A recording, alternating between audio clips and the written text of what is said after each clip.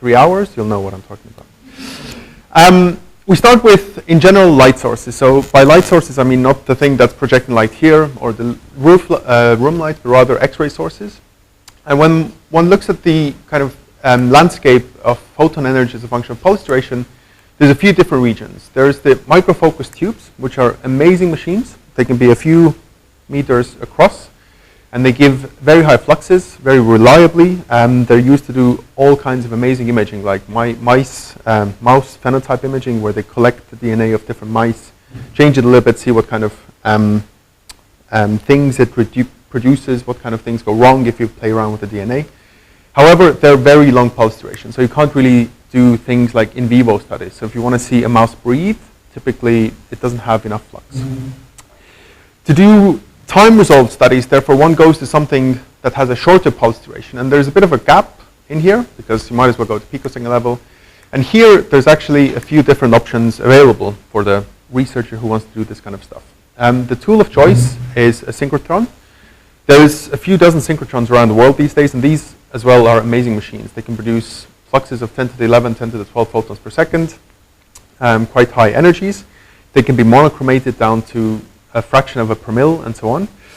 And they can go up to quite high energies as well. So tens of kVs is very normal. Hundreds of kVs is also something that a few machines produce with their beamlines, but they typically don't go much higher in energy. The other small problem about synchrotrons is that they're massive. So they're typically national scale facilities costing hundreds of millions of euros up to billions of euros. So if you want to do the same kind of physics as a synchrotron, you have a cheat. And this is a so-called RF-driven ICS source.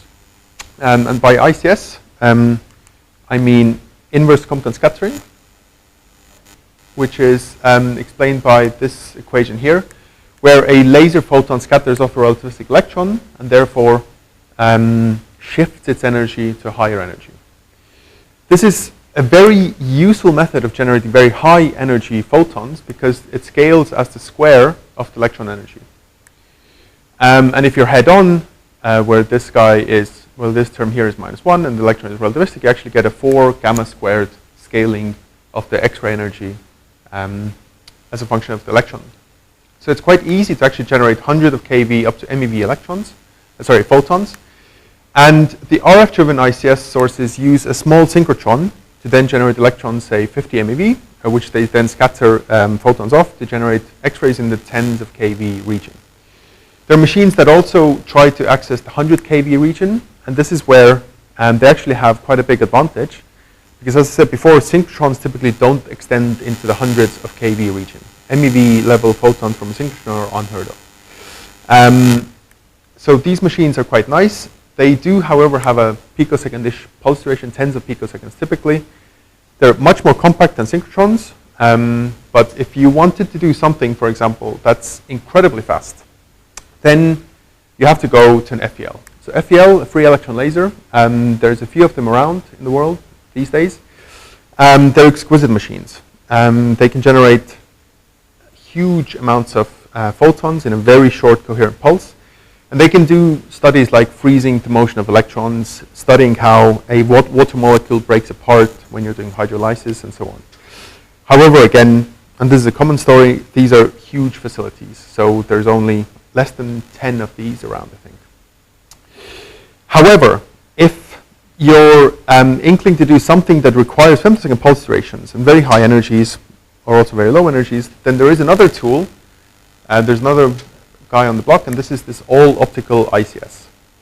And all-optical here stands for the fact that the electron beam, as opposed to the RF-driven ICS, is also generated by a laser. So for this, we use laser plasma acceleration, which I'll show in a few slides' time.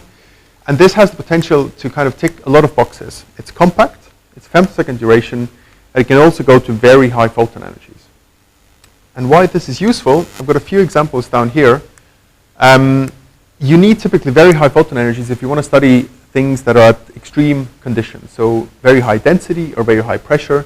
For example, like in the middle of our planet here as well, or in the middle of supernovas or sun or other stars. And this is where you really need to go well beyond the 10 kV all the way up to MeV levels. You also need high energy photons if you want to do radiography of big, quite dense objects. So for example, a battery, here a standard AAA battery, kind of looks like this on the inside, and to resolve this, you need a few hundred kV energies because the materials are quite thick, and you need to go through this without enough flux. And actually, these pictures look kind of simplistic, and one might think, well, why do we need to X-ray a battery? Isn't there anything better that we could X-ray? But in the coming age where more and more energy systems are trying to go fossil-free, sorry, that was a bit of a German thing there, we need to come up with better storage capabilities. The sun doesn't shine at the night, well, during nighttime, which is a feature, not a bug. But this means that the sun energy we generate during the day must be stored somehow. And for example, understanding why lithium-ion batteries can only be charged a few hundred times before they radically degrade is something that's still a bit of an open question in material science. So studying these kind of things with high time resolution as well is very important if you want to revolutionize the energy storage and energy scheme for the future. There's also this kind of thing which I particularly enjoy, and this is metal 3D printing. So this is a method where you have it's typically called powder bed fusion, where you have small pellets of metal, and then you shine a quite intense laser on them so they locally melt, and then they solidify again, and you get solid metal pieces. This is quite nice because you can print, much like you do with a plastic 3D printer, almost arbitrary shapes and forms. You can also make magnets with this kind of method. It's been shown recently. However, if you're not careful with your laser intensity, if you move it too quickly, or the intensity is too high or too low, you can get things like these guys here. So pores or depression zones where the powder hasn't properly melted, so it doesn't actually form a continuous piece of metal. And if you're 3D printing, for example, a plain engine turbine blade, and it has these kind of pores in there, it's going to be a lot weaker. So it's going to fail at some point, and that's not very nice. So you can use these high energy X-rays in the 100 kV to MeV region to actually study this process as it's happening. So you can actually see if something is starting to go wrong, you can then fix it. And what this also gives is an online QA, an online quality assurance in a way, because you can deliver the piece, and you can then give the person who ordered it a hard drive with the data of what it actually looks internally, such that they know and they can certify it. So there's quite a few things why this region of the photo landscape is interesting. And hopefully, as I said, by the end of my talk, you'll agree that all optical ICS is the way to go there.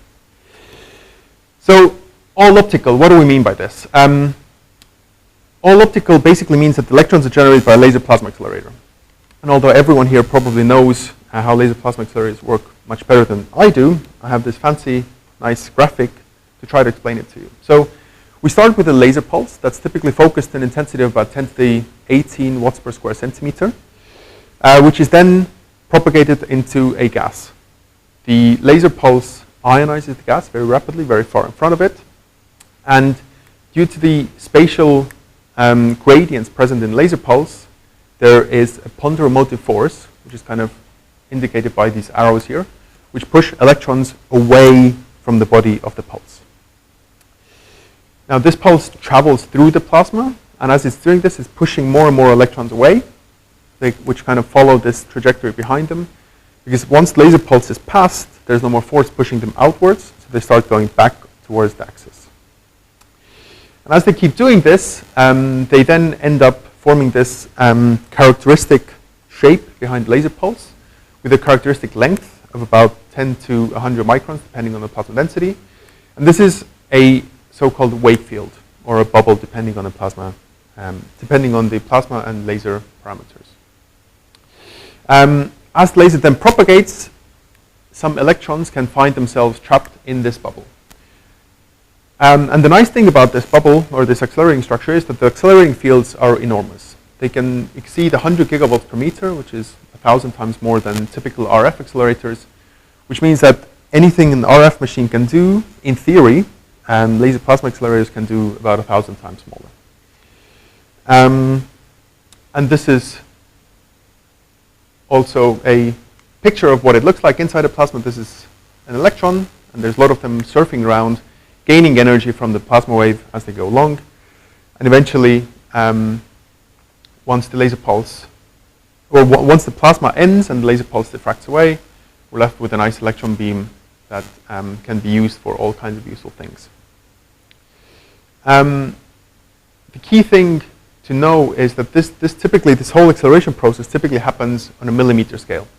So you can use laser plasma accelerators and generate 100 MeV electrons in a millimeter, GeV electrons in a centimeter, which is very useful because you can make these machines super, super compact. Now, all optical ICS isn't something new. I didn't invent this. I don't claim to be. There's a lot of people who have done this in the past. People also from here. Kim Fuchs paper is one of the first ones showing this experimentally. But again, if we look at the work that people have done up to now, and we plot this on this bandwidth as a function of flux plot, then we see that typically everything that's been done up to now has a very large energy spread in the photon pulse. And this is nice because we can do it. There's a lot of photons and it's good, but if you talk to the people who actually want to use these photon beams, they're not too happy with it because typically most applications require percent level bandwidths. You can get away with 10% for some applications, but rule of thumb is you need to be kind of in this region over here. So we need to do something with these all optical sources to go from this big area here all the way down to here where we have percent level bandwidth for future applications. And the easiest way to get there is to try to figure out, well, what is the problem? We can do this by looking at how the bandwidth of the photon beam scales. This is for an ICS source, so an inverse Compton scattering source.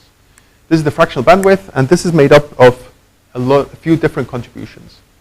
So you've got the contribution from the electron beam energy spread.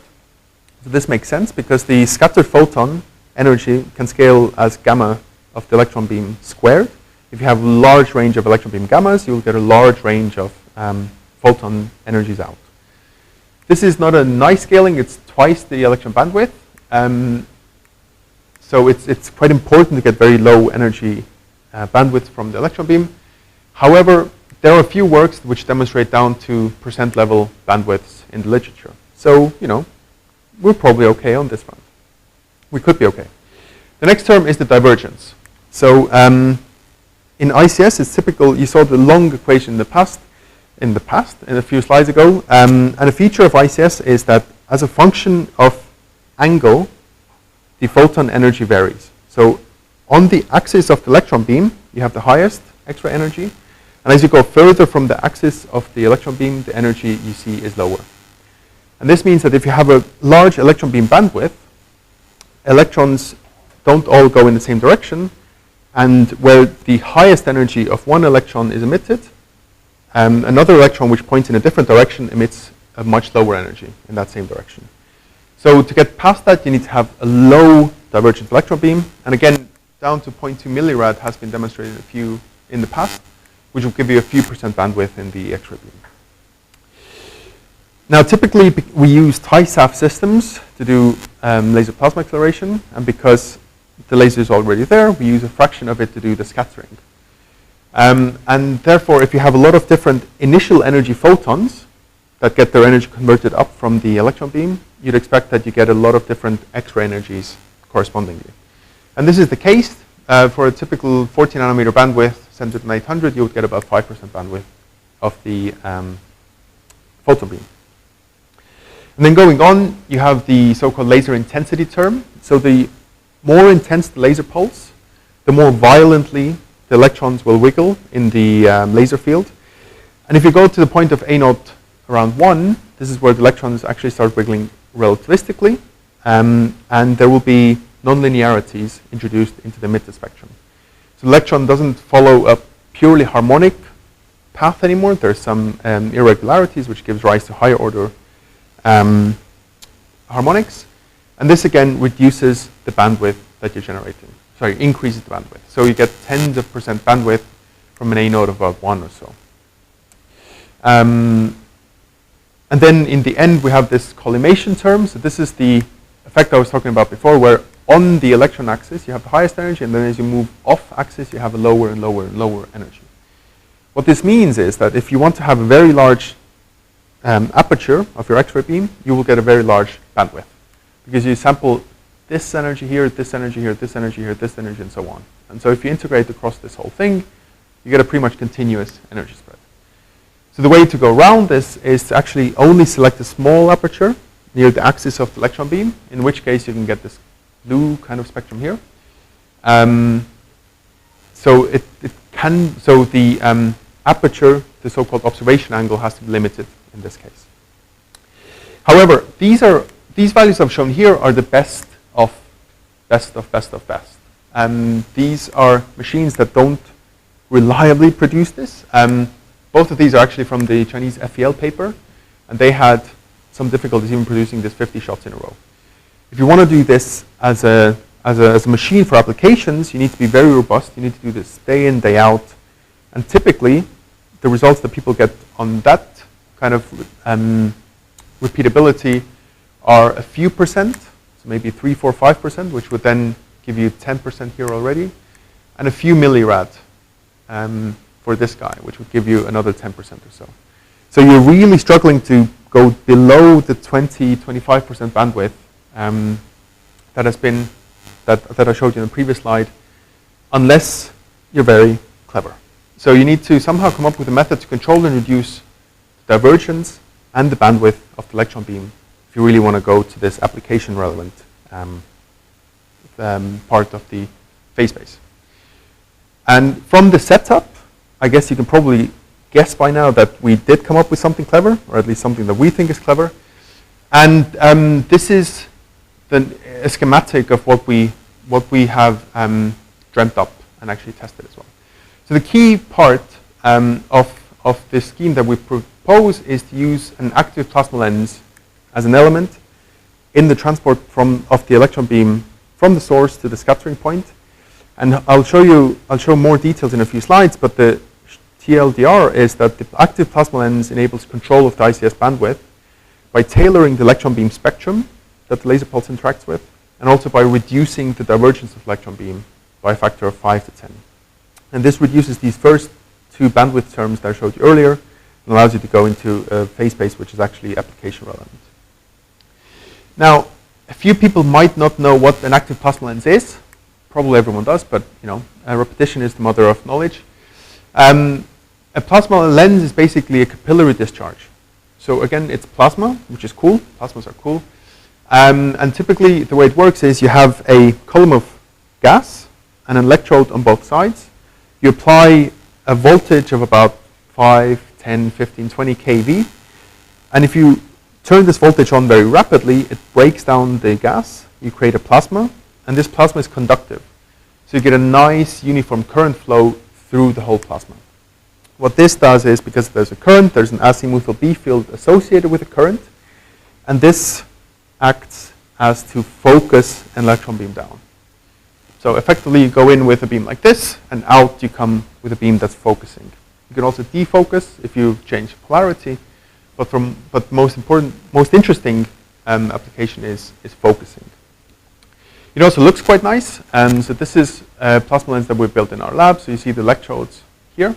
These are the gas feeds, and this is a 2 millimeter diameter capillary that I think was filled with helium in this case. Helium or argon. Can't remember which one's pink, which one's blue. But yeah, so the gas comes in from these sections here, and here you have a current of a few hundred amps flowing through, nicely focusing the electron beams. So going back to the general gist. So why is the active plasma lens useful in tailoring the electron beam? The active plasma lens is chromatic. So different electron energies focus differently going through the plasma lens. Now this is something that our friends in high energy physics would say is a bug, but it can always be used as a feature. And what this means is that if you have an initial electron beam with a very wide range of energies, they will all focus at a different longitudinal position. And what this means is that a scattering laser, which is also focused, will only interact with a very small range of these electrons. This is what the spot size as a function of energy looks like at a particular plane far away from the plasma lens. So you see only one particular energy is focused to a very small spot. So this is kind of the inverse of what I said before. Different energies focus at different distances. So at one particular plane, different energy slices have different beam sizes. What this means is that if you look at the way the laser pulse overlaps with electrons, you find that only the electrons that are focused to the smallest spot size contribute meaningfully to the outcoming spectrum. So what this means is you end up getting this kind of nice response function, which is quite narrow, described by this Lorentzian here. And this is then the gist of what the plasma lens does. It takes the initial energy, it takes the initial electron bunch and tailors it to whatever you want it to be in the far field. You can do some simulations to see how this works. So obviously, the further away you go from the plasma lens, the more pronounced the longitudinal separation will be, which is good because this allows you to then reduce the bandwidth more and more and more, and this is what's shown on these two plots here. So for 100 kV central energy, the further you go, the lower the effective energy spread becomes. But also what's important is the active plasma lens acts as an imaging device. So it re-images the electron from the exit of the plasma source, or the electron source, to this scattering plane. And this is also kind of basic optics. If you have a short object distance and a long image distance, this reduces the divergence. And this is the second factor that contributes to reducing the divergence, reducing the bandwidth of the resulting X-ray beam, is beam imaging effects. And this is quite drastic, so you see the further you go, the further down it gets. As an aside, this also reduces pointing jitters and increases stability, and I'll show you a few more slides on that later on. Yeah. Yeah.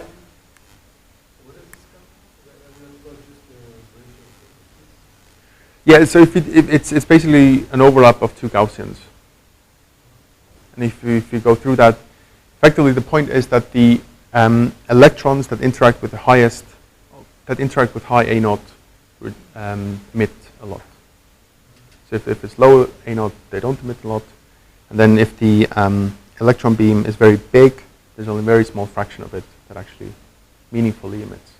So you can go through the maths, and it ends up coming out like that. There's a few other terms on top here, which is to do with the effective A naught, which is kind of like a meaningful average over the transverse profile of the laser.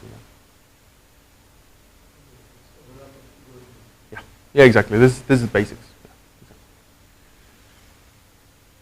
Yeah. The other thing that the plasma lens gives you is tunability. So because different energies focus at different planes, if you change the focusing strength of your plasma lens, you can focus different energies at a particular plane. Again, this is the inverse of what I said before. But what this means is by just changing the current that flows through your plasma lens, you can change the energy of the electrons that interact with the scattering laser. And this gives you quite nice tunability. So here we've plotted this equation here for a plasma lens current from 100 amps to 1,000 amps a kiloamp. And you can see you get actually amazing tunability. So you go from a few hundred kV all the way up to a few MeV photon energy. This, of course, means that you have to have an electron spectrum that covers all of these initial electron energies, so from a few tens of MeV to a few hundred MeV. But this is also something that a few electron sources based on lasers and plasmas have as a feature these days. As you do this, the bandwidth within a fixed cone increases, and this is because the characteristic angle of inverse Compton scattering is 1 over gamma. So the higher the electron energy that you interact with, the smaller this kind of banana shape that I showed you before becomes, and the more of this energy variation with angle you sample in a fixed cone size. Another feature of this active plasma lens inserted into the beamline is that you get very high precision in the tuning. So by changing the plasma lens current by only a few amps, you can go from just above the kH to just below the kH. Gold is chosen here, for example. And this is very useful for applications that I'll show in a few slides' time. But the other key thing is that there's absolutely no moving parts in this tunability. So there have been examples of tunable all-optical inverse Compton scattering sources in the past. But typically in that case, the electron source had to be modified. So the plasma accelerator was modified, which means a different output energy, a different output emittance potentially, also potentially different output position, which makes things a little bit complicated because then you need to regain the overlap. In this case, everything stays exactly the same. The current is only changed in a thyratron, which is firing the discharge, and this has nothing to do with the experimental setup. So this is very, very good for stability. This is only useful if it generates a meaningful amount of photons. And if you do the maths for this kind of operating regime, you get about 10 to the 5 photons per shot into 1 millirad half cone. So this is not too bad. Some applications are very happy with it, some applications need more. But overall, as a ballpark, this is quite nice. Now, why this kind of precision tunability is very good, there's an imaging modality called K-edge subtraction imaging. And this is something that doctors use a lot for angiograms, for imaging very fine blood vessels and so on. And in short, it works as follows. The patient is injected with a contrast agent, and then an X-ray image is taken with an energy just above the K-edge and just below the K-edge. The tissue transmission doesn't change all that much between these two X-ray energies. However, the contrast agent changes its transmission a lot. And this means that you can kind of get this beautiful images of the finest features of very small blood vessels extracted from this kind of quite blurry images that are there initially. What's also important is that the lower the separation between these two energies, the less dose gets delivered to the patient. There are studies that have shown this in the past, and this is exactly where this kind of precision tunability with a narrowband X-ray source really comes into play. You can move these X-ray central energies very close to each other, and this means that the tissue transmission is so similar between these two that you need to take less images to get a good contrast in the subtraction image. So this is something where this kind of high precision tunability can really come into play, can be very useful. There's other applications as well that become accessible. So as I said before, a lot of things need low X-ray bandwidth. For example, X-ray fluorescence imaging requires bandwidth of about 10% to be useful. The way this guy works is similar to K-edge imaging in that the patient is injected with a contrast agent. But in this case, the contrast agent is not, you don't do transmission images of the patient, but rather you try to stimulate the contrast agent and get it to fluoresce and emit a new X-ray photon. The good thing about this is that the fluorescence is typically quite far off from the pump energy. So as long as your X-ray source energy is narrow enough, you can have almost no false positives because every photon you detect in a particular energy range comes from the contrast agent. This is very good because it gives you, it can give you potentially very high spatial resolution. If you only pump this region of the body and you see fluorescence photons, you know they must come from this region. It's also quite nice for time resolved studies. And what's particularly nice is you can use as a contrast agent nanoparticles. For example, gold nanoparticles. They have a K-edge energy of about 80 keV, which is useful because the dose deposition at this X-ray energy is quite low in the patient body, meaning you get low dose in the patient. Well, what's also nice about gold nanoparticles is that they can be functionalized. So you can attach a nanoparticle to a particular protein, typically a drug, and then you can inject this drug into the patient and then study where does the drug go? Where are all the gold nanoparticles? So if you're trying to make, for example, a liver drug and all the molecules end up in the toes, you've done a very bad job. You try again. This really helps with the pharma cycle of drug development to really tailor future drugs to make sure they end up going where they should do. And this has been shown in very nice experiments already as well. There's metal 3D printing, which I alluded to before, where you can not only diagnose the printing process as it's happening, optimize it as it goes along, but it can also give a certificate showing the internal contents of the thing. So instead of having to do time-consuming stress, strain, and so on testing of the piece afterwards, you simply say, okay, I know exactly what's in there, I know exactly how it was printed, it has the strength, everything's good. This, of course, needs the authorities to play along, but I think this method has a lot of potential. And also, crystallography is something that could become accessible. So typically, crystallography is used for a lot of different things, but one of the most important uses of it that became particularly important over the last few years is drug development. So typically what pharma companies would do is they synthesize something, and then they put it into a synchrotron beam to look at what its 3D structure is. Because based on the 3D structure, you can then predict how it interacts with the body. Where does it coalesce? What kind of receptors does it attach itself to? And as I said before, synchrotrons are far and few, so the companies would then typically need to wait for beam time, then go to a measurement. Okay, it's not that good. They go back to another few months of development, wait for another few months until they get time, and so on. With these all-optical sources, with narrow enough bandwidth, they could do this in their own basement. So a machine based on laser plasma accelerator would take up much less space than this room. They could put it in the basement of their company. They develop they synthesize something in the day, leave it scanning overnight, and in the morning they have a yes, no, maybe decision for this particular molecule.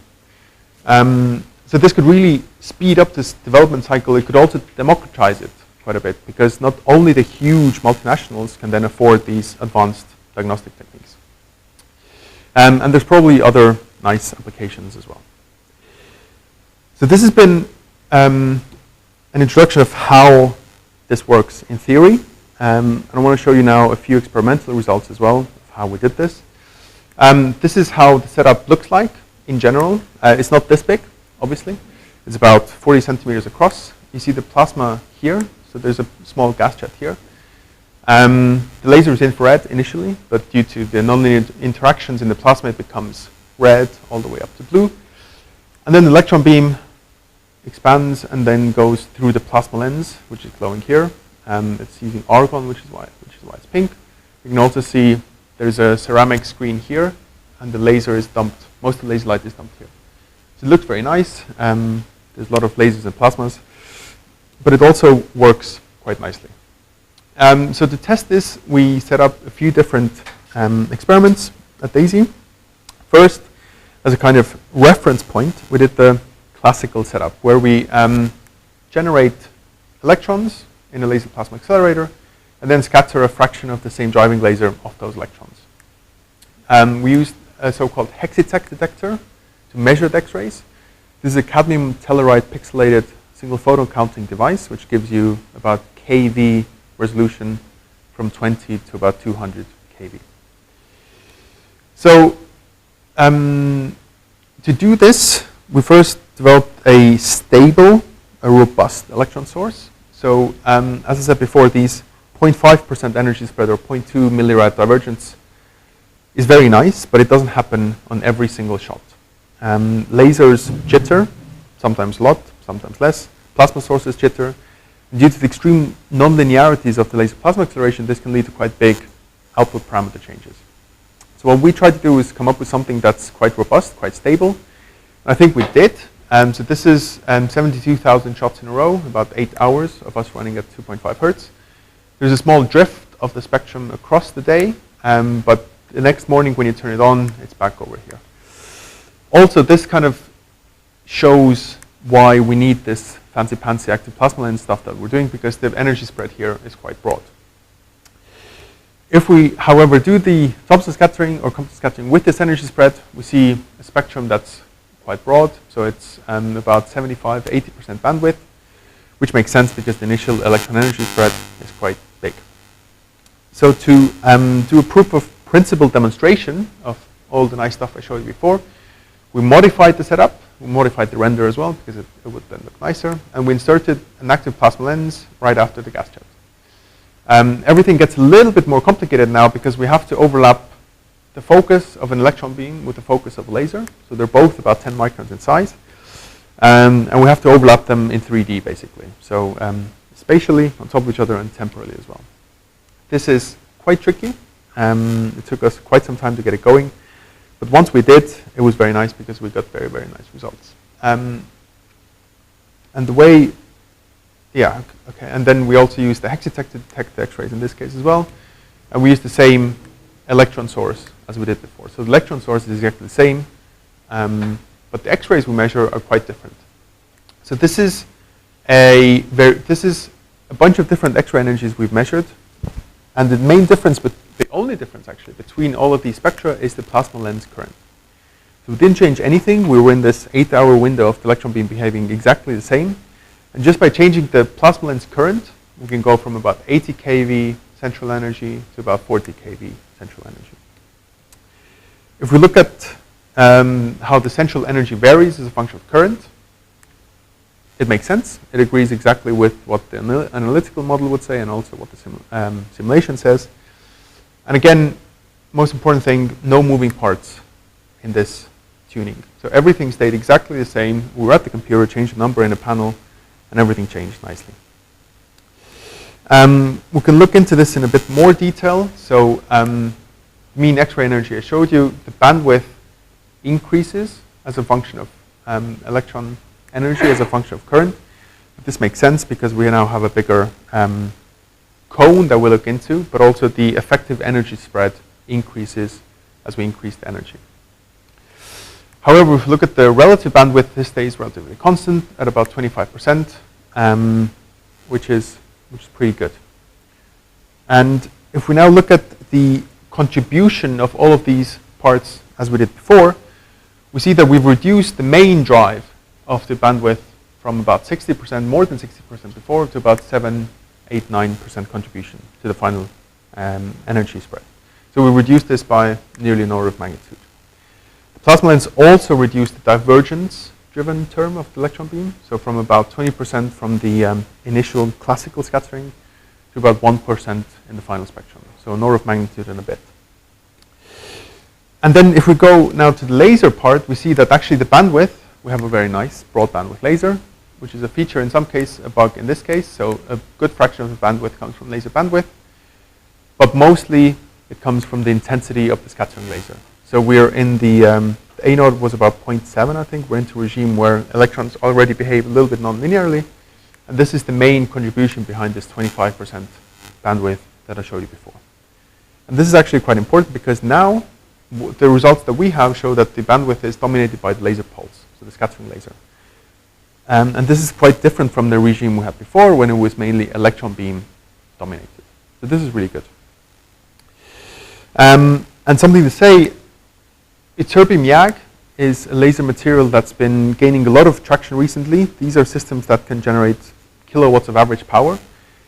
They're very nice, but they typically support bandwidths of only a picosecond or so, which is not good enough for laser plasma acceleration unless you do some tricks with it, but it's absolutely fine for Compton scattering. So I think in the future, we can use, instead of a TISAF system, which has a big bandwidth here, and a short pulse, so the intensity is quite high, we can get the same amount of photons interacting with electrons in a longer pulse, and so we reduce both of these terms down to single percent level again. Yeah. Sure. So what about checking the X-ray and providing the pulse? Yeah. Exactly. Yeah. Exactly. You can do that as well. This is something that we're doing as we speak. So this is, yeah, I should have said that this is the easiest way to get past this intensity term here. This is just the next thing after that. That's not going for the wireless. Excuse me? That ytterbium YAG laser, you cannot use wireless. I mean, I've seen papers with the modulation, whatever. So Germans would say Jein, which is a combination of Ja and Nein. So there are some tricks you can play to do that. But no, but you can synchronize them. So at DAISY, we synchronize different lasers down to a jitter of about 3, 4, 5 femtoseconds. So it is possible. It's a little bit more playing around, but it can be done. So yeah, obviously, yeah, they need to be synchronized. Yeah. Exactly. Good. I mentioned before the stability and how the plasma lens helps. So here's a few simulations that we did recently to try to put this on a more firm grounding. And I'm going to show you two cases. So this is the simulation of the so-called classical regime, where you have a 2% bandwidth electron beam, 1 millimeter millirad emittance, 10 picocoulomb charge, and the laser with these kind of parameters. And as we know, things are not always stable, so we add a little bit of jitter on top of all of these parameters. So we have an electron energy, central energy jitter of 2%, energy spread jitters by 3%, pointing jitters by 1 millirad. Those who've been in lab, I think these are quite reasonable numbers. We also say the the laser energy jitters by a few percent, and the timing moves by 30 femseconds RMS. And if you do this, you get this kind of photon spectra out. So this dashed line here is the gold K-edge. And as I said before, if you want to do, for example, K-edge imaging, you would need to move the energy below the K-edge for one case, and then above the K-edge for the other case, for the other set of data. And to do this in the classical sense, you would need to change the central energy of your accelerator while keeping the emittance exactly the same, because this determines the overlap at the scattering plane. And you see that there's a huge amount of jitter. So some shots here go well above the K-edge, some are well below. So this means you have to have them very separated, which in turn means that you have to radiate the patient with a lot of dose to get the quality, the data quality that you want. With a plasma lens,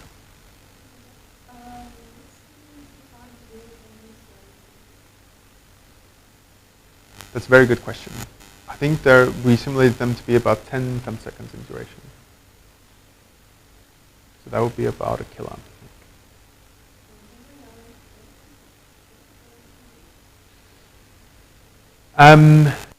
No. Well, I can explain that in more detail afterwards. Anyway, going on, if you then add a plasma lens into the setup, then you get something that looks like this. So across both of these spectra, the electron beam parameters haven't been changed. So the electron beam is exactly the same as here. The only thing that we've changed is the current of the plasma lens. So you go from lower current to higher current, and you can shift the spectra to above and just below. What's quite nice is you can go really close to the K-edge, because the stability of the photon source is now much, much, much better. And this is, I think, really cool, because it really shows how the plasma lens not only helps you by tailoring the spectrum, so reducing the energy spread effect, reducing the divergence, but it also improves the stability. So it kind of kills quite a few birds on the way to nice applications. And talking of nice applications, we have Helmholtz, which is the central funding body for fundamental research in Germany, has kindly put together a thing called HIACS. So this is a platform that encapsulates DAISY, GSI, and HZR, a few other institutions, which is aiming to take accelerator-based technologies and solutions and moving them from these laboratory experiments that we have at the moment to machines that are kind of ready for actual applications. So this is going from technology readiness level 3, which is the kind of level where you say, okay, it works in the lab, great, I have one shot where it works, I'm very happy, to TRL level 4 to 6, which is where you actually do demonstrations with a particular application you want, potentially also in a particular environment. And this is the kind of place where industry and companies that would want to manufacture these devices potentially in the future become interested. If it's just an experiment that works, with a full moon and the right tide, it's not that cool. However, if you do it on a regular basis with the parameters that they need, this is very exciting. And what we want to do in particular is go to accelerators that can go up to kilohertz average power. So part of HIACS at DAISY, there's two pillars. There's the X-ray source, which is implementing everything I showed you on the previous slides. And there's also the electron source, which is aiming at building caldera to then accelerate electrons at a high average power, which is also important for applications. And a key part of this is also to identify pilot applications. So we have a few people who are actively talking with industry, actively trying to explain to them, look, these guys can do this, this, and this. Would you be interested in this? And it's been very fruitful up to now. So we have quite a bit of interest, and people are keen to get involved early on. And with that, I am actually done. Took less than 3 hours. I'm very sorry about that, but hopefully you'll manage. As a key takeaway, if you didn't pay attention at all, I would want you to remember that active plasma lenses are cool. More plasma is always better. And active plasma lenses, in the context of all optical inverse Compton sources, allows you to really tailor the interaction, and it gives you the possibility to build a compact, tunable photon source that has very high per mil-level tunability, very high stability, and we've actually shown this to happen. This works, and we're now pushing this towards developing compact technology for actual applications, and hopefully I can show some of this next time we meet. Thank you very much.